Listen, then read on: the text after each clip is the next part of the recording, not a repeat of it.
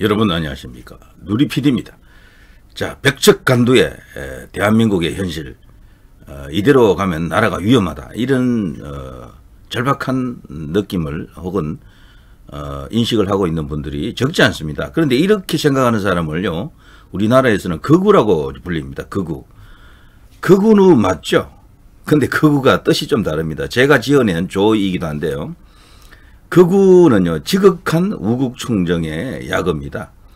극우, 지극하다 할 때 극, 우국충정할 때 우, 극우, 바로 극우죠. 극우는 보통 나라 사랑이 아주 지독한 나라 사랑이 아주 많은 사람들이 보통 극우가 됩니다. 그런데 저는 이념적으로 극우를 말하는 건 절대 아니에요. 자, 대한민국에서 우파로 불리는 우파 중에서도 행동 우파들, 그들을 일러서 보통은 극우다.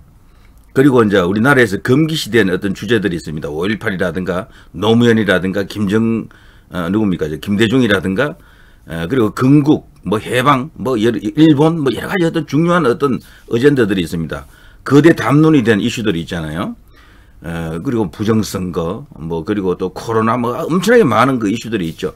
거기에서 우리나라의 주류 혹은, 제도권, 그리고 또 혹은 언론, 학계, 이런 데서 주류화된 어떤 그런 생각과 다른 주장을 하는 사람을 일러서 또 극우라고 합니다.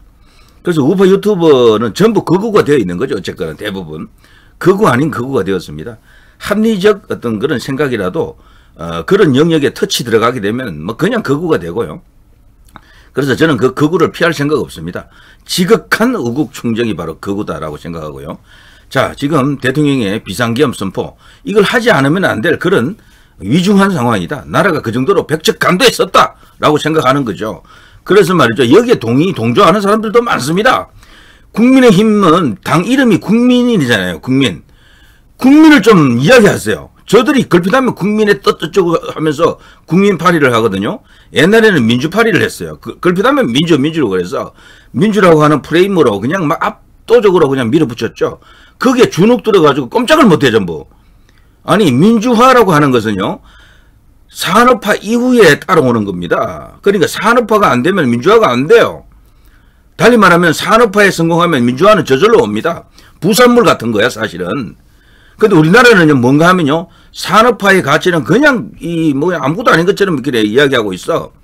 민주화 세력이 모든 걸 다 해놓은 것처럼 그런 식으로 똘똘말이 하고 있습니다. 말이 안 됩니다. 세계를 한번 살펴보세요. 못 사는 나라가, 이 민주화된 나라가 단 한 나라도 있는지, 먹고 사는 문제 해결되고, 중산층 생기고, 교육 수준 올라가고, 그럴 때 비로소 민주화가 열리는 거고요. 민주주의가 이제 실현이 되는 겁니다. 대한민국의 민주화는요, 산업화 세력이 만든, 건국과 산업화 세력, 한강의 기적 세력이 만든, 작품입니다. 민주화 세력은 거기에 지금 기생한 거죠. 약간의 반독재 투쟁, 그걸로 마치 자신들이 이 나라를 민주화를 다 이룬 것처럼 완전히 그냥 왜곡시켜 놓고 프레임을 그냥 뒤집어 놨죠. 정말 열받는 일입니다만 세상이 그렇게 되어 있습니다. 그런데 이번에 보면요, 국회에서 서영교 그 국회의원이 있죠. 서영교, 우리 이제 그 국무위원들을 향해서 전부 다 일어서라, 기립해라, 전부 다 정중하게 허리를 굽혀라, 국민들에게 사과하라. 그때도 국민파리를 했습니다. 그때 김문수 장관 빼놓고 전부 다 일어서 가지고 참 비굴하게 보였죠. 정말 이제 다들 이제 허리를 숙이고 꼬랑지를 내렸습니다. 그걸 보면요, 이 민주화 세력 혹은 계엄 자체를요, 민주에 반대하는 반민주를 보기 때문에 그래요. 독재, 민주 이런 어떤 프레임이 있었잖아요, 과거에. 지금은 국민 혹은 독재 또 이런 프레임을 갖고 있어요. 국민의 생각이 이게 민주주의고, 그에 반대하는 세력은 또 독재다, 이런 거죠. 그러면서 꼴통이다, 극우다, 수구다, 이런 식으로 몰아붙이는 건데, 근데 우리 국무위원들 전체가 그렇게 하는 걸 보고 저는 경악했습니다.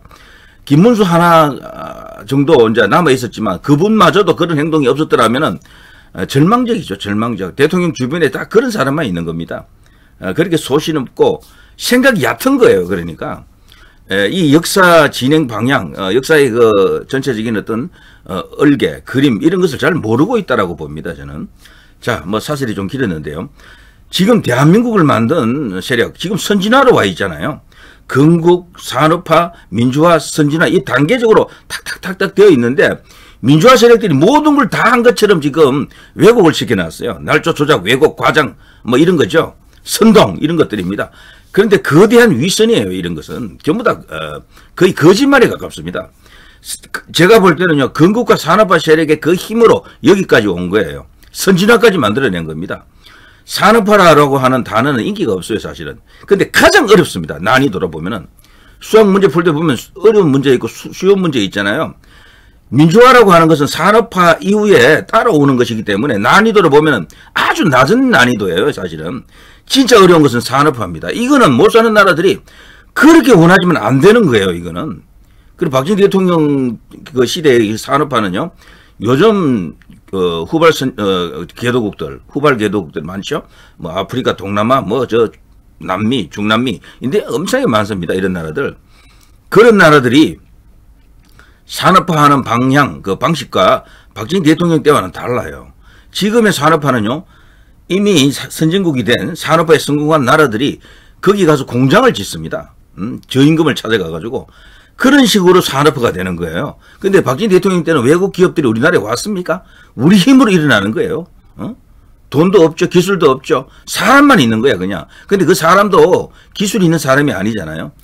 그러니까 우리는 외국 기업들 들어오지 않는 상태로 이런 식으로 순수하게 거의 자력에 가깝습니다. 이런 식으로 산업화에 성공하고 선진국까지 간 나라는 대한민국이 유일합니다. 여기에 대한 자부심 이런 것을 국민들이 충분히 알아야 될 텐데 와 민주화 세력이 모든 것을 다 한 것처럼 이렇게 왜곡된 프레임이 우리나라 전체를 확 지배하고 있습니다. 그것 때문에 최근에 일어나고 있는 최근뿐 아닙니다. 제가 생각해도 한 20년 이래로 다 그런 뭐 어떤 그 환경이랄까 그 프레임이 강하게 작동하고 있습니다. 그게 언론계에도 들어가 있고 정치권도 마찬가지고요. 학계, 뭐 시민단체, 뭐 종교계 전부 다 그래요. 그러니까 산업화 뭐 이렇게 열심히 피땀 흘린 그 세력들을 폄하하는 겁니다. 그들의 나이 든 사람들의 그 시대를 허술하게 보는 거예요. 대신에 아무것도 아닌 이것 좀 하다가 감옥 한번 갔다 오면 그냥 영웅이 되고 국회의원 되고 뭐 장차관 되고 뭐 대통령까지 되고 이런 식이야. 그럼 이게 우리나라가 역사가 너무도 허접하게 지금 왜곡 변질되어 있습니다. 못 사는 나라들이 우리나라 많이 견하고 온다 그래요. 그 사람들이 와서 뭘 보고 가는지 아십니까?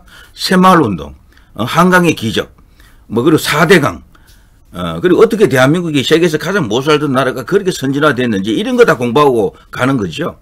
민주화 어떻게 됐는지 공부하러 오는 사람 아무도 없습니다. 누구도 그거는 벤치마킹 하려고 하지도 않아요. 왜?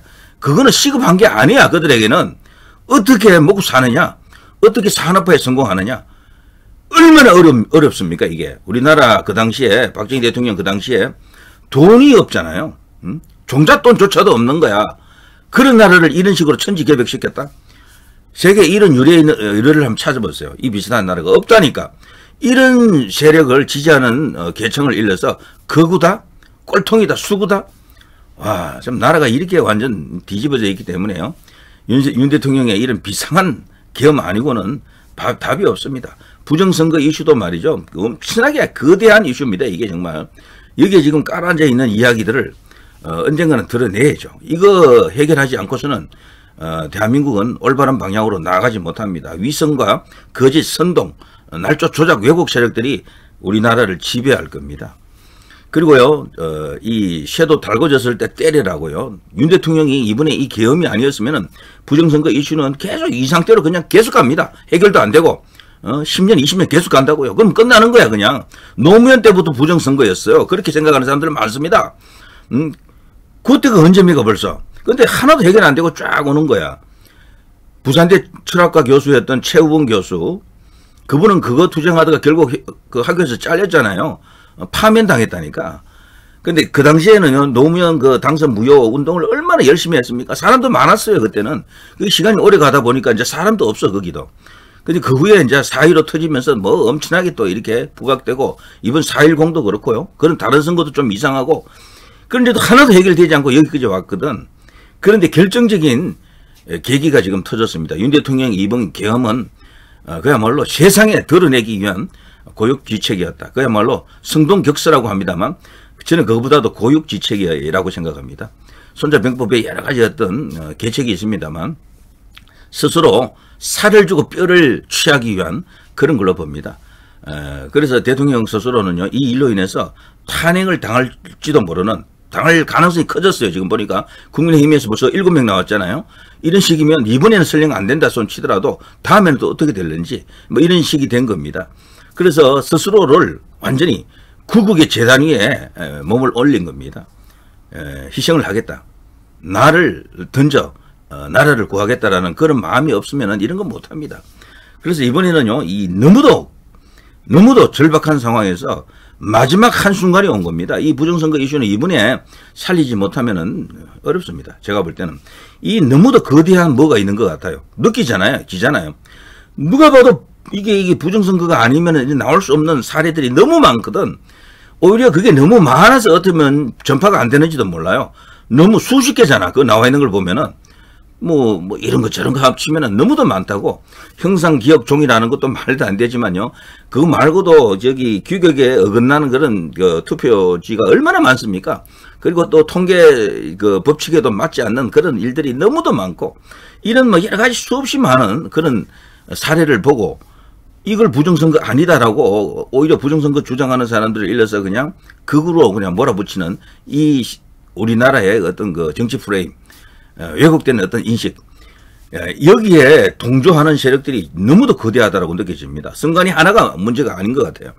언론, 여론조사 기관, 그 정치권, 그 배후에 중국이나 북한 뭐 이런 건 냄새까지 다 나잖아요.